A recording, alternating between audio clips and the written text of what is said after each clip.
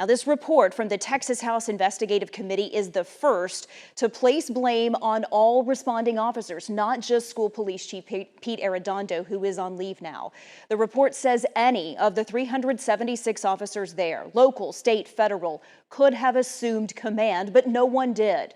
The report calls that a major error and says police made egregiously poor decisions. The Uvalde mayor announced he suspended a lieutenant who was Uvalde's acting police chief on the day of the shooting. This administrative leave is to investigate whether or not Lieutenant Pargas was responsible for taking command on May the 24th, what specific actions Lieutenant Pargas took to establish that command, and whether it was even feasible given all the agencies involved and other possible policy violations. Now, Uvalde ISD's response plan for active shooters called for Arredondo to be incident commander. He was heard on video giving some orders, but he testified that he did not consider himself to be in command that day. The committee also pointed out the Robb Elementary campus was not adequately prepared. Committee Chairman State Representative Dustin Burrows said the school's 5-foot fence was inadequate. And even though there was a policy that calls for locking all doors, many people didn't. All 3 exterior doors were unlocked. Multiple interior doors were not secured. And Burrows said he knows that happens everywhere.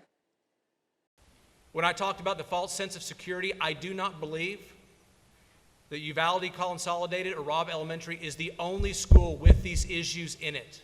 I've talked to enough other educators around the state to believe this is a wider problem that we need to continue to look at. There are 80,000 school buildings in Texas. The committee is urging every district to study this report and learn from it. One more section to tell you about: missed warnings. The committee said the gunman showed signs he was unstable and possibly planning an attack, but no one who knew that told anyone in authority. The report did not name the shooter or show his face, neither are we.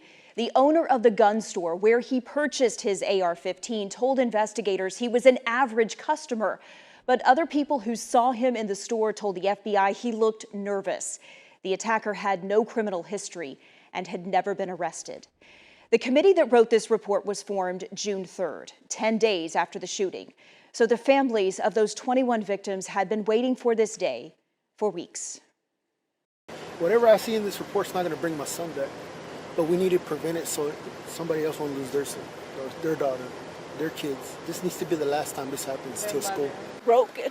Broken all over again, like it just happened. Law enforcement failed the students. Our government failed the students.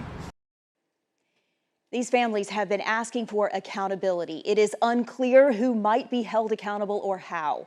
We do know the Uvalde County District Attorney is conducting an investigation. We told you this report is 77 pages. You can read it for yourself on WFAA.com.